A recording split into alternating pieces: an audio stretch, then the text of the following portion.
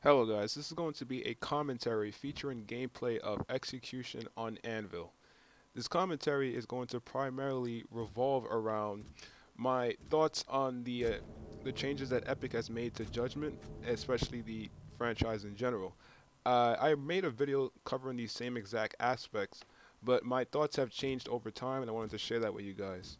This may be a two-part video covering uh, the other aspects in another commentary if I can't cover all the aspects in this video. Basically, the first thing I want to start off with is the weapon loadouts and the fact that you can only spawn with a single weapon as opposed to the other Gears of War installments that allows you to spawn with either a rifle or a shotgun. What I personally think is going to introduce with this new change is a more team-based approach to the battlefield, basically meaning that everyone cannot spawn with the same weapons. You're really not going to be that effective as a team if everyone is running around with, say, a Nasher, because your long range effectiveness is going to be highly hindered.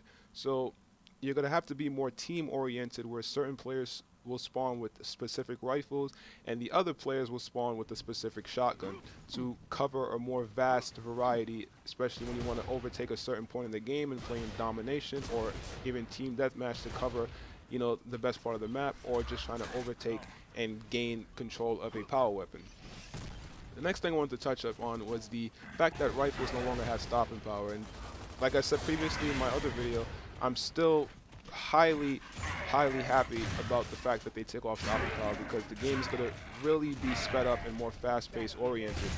And those very vital clutches where previously it was very difficult to execute because of the stopping power will be a lot more easier and more effective for us Nasher users, because we're going to be able to more freely be able to move around and dodge the incoming bullets of the rifles to get closer without Nasher and finally one-shot gib you.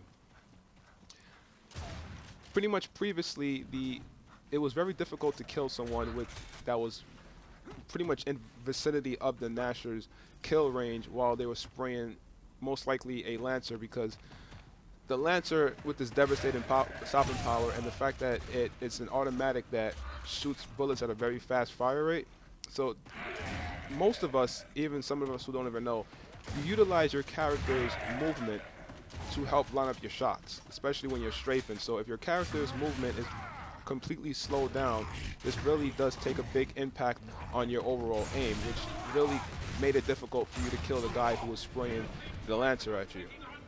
Another thing is that the Lancer no longer has a headshot multiplier, which really made that weapon devastating due to the fact that it is an automatic with the most fastest fire rate in any other gun in the game.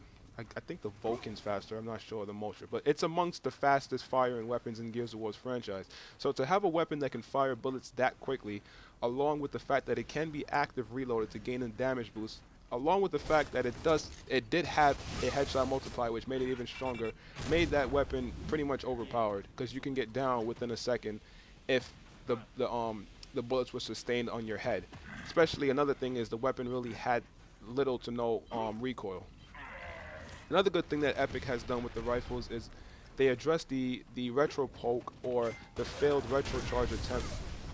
And that's basically when an opponent intentionally knows that they're out of range to impale you with the retro, so they purposely retro poke you, and the damage that you receive from this is like getting smacked by a torque bow. So you're basically 4-pointed, and all it takes is about 1 to 3 bullets after that to down you. And another thing is your character is stunned in this whole process, so you really don't have a chance of retaliation, so 99% of the time you're just going to be downed. And this was a very cheesy exploitation of the weapon. Another thing is that the retro is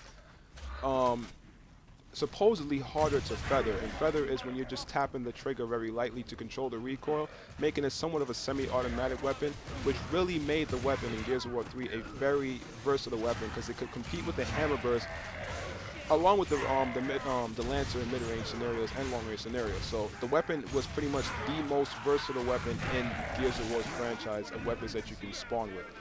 and this really made the weapon overpowered. So Epic stated that the weapon is going to be harder to feather, bringing it into a strict range of being a close quarter combat weapon only. So the next thing I want to touch upon are the grenades, and one grenade that I'm really iffy about is the beacon grenade, and that is a grenade where if thrown and you are on the opposing side, basically if an enemy throwing this grenade and you're on the opposing side, if you're within the radius of this grenade, it's going to pretty much show a complete outline of your body behind cover towards the enemy, so they can know exactly what you're doing. So it's essentially like they are now the king and guardian of Gears of War 3. There could be some pro sides to this grenade, and that is to help flush out campers so you can specifically see where they're camping at, but I don't really think I'm going to enjoy this grenade very much. Who knows? It might not be as overpowered as I think, and the radius might be more constrained and tighter. The next thing is the stem grenade, and that is basically sort of like Halo's regeneration field, where if you throw the grenade, if your teammates walk into the radius, or if you walk into the radius, you guys are instantly healed. In Overrun, I believe if you throw the grenade and a down teammate is within the radius, or if the grenade hits a down teammate directly, they are instantly revived. So I'm not sure how this grenade is going to play out. I think it might ruin clutch scenarios in the sense that I don't know. I'm not sure how it's going to play out, but I personally wouldn't really enjoy the introduction of those two grenades. They might sort of make the game a bit more easier in a sense. The ink grenade is back, and you no longer get stunned by this grenade. So this is a very good addition, and that grenade was basically a free kill if you know how to, remotely use its mechanics. I believe that you do get stunned, but you're able to freely move your character around, like getting stunned in Gears of War 3 by the smoke grenade, or I believe that you don't get stunned anymore. But I do know that the area of effect of its cloud is a bit bigger, and if you attempt to run through it, it's now an area of denial weapon, so if you try to run through it, I think you are instantly killed.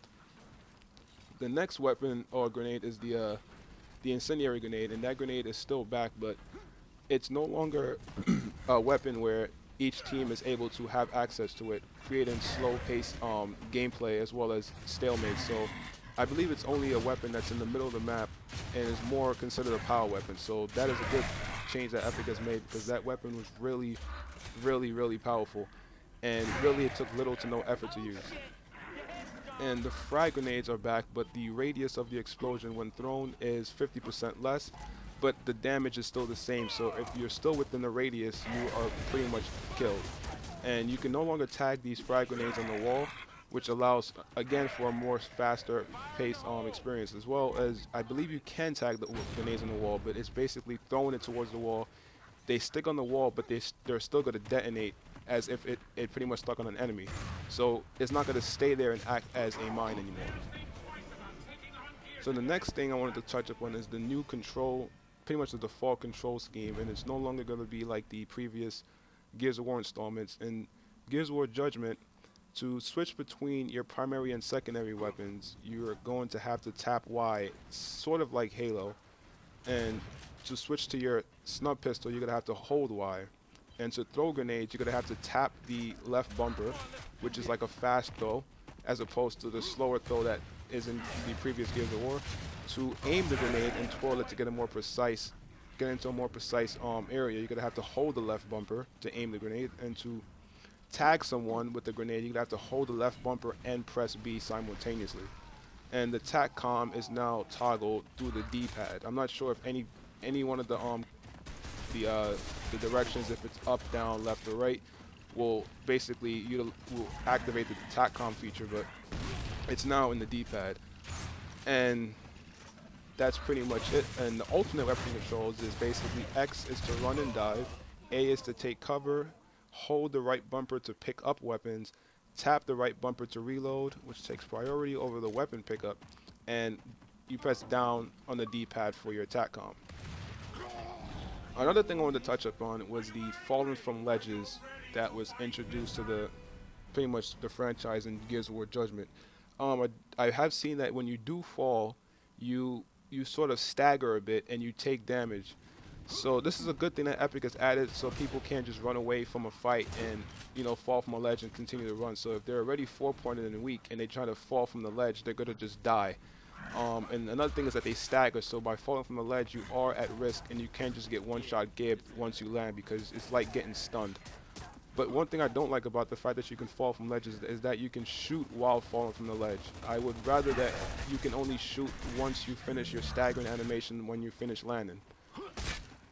We'll see how that plays out, but this is going to open up a very giant dynamic play with Gears of War if players can now fall from ledges, because Gears of War was always about being on the same level plane and not being able to jump and fall from high heights. And last but not least is the pretty much I'm just going to wrap this up and make a secondary commentary covering a bit more of the other aspects that Judgment has to offer. So if you guys found this video helpful, give it a thumbs up, and if you have any questions, feel free to ask. Thanks for watching this video, guys. Later.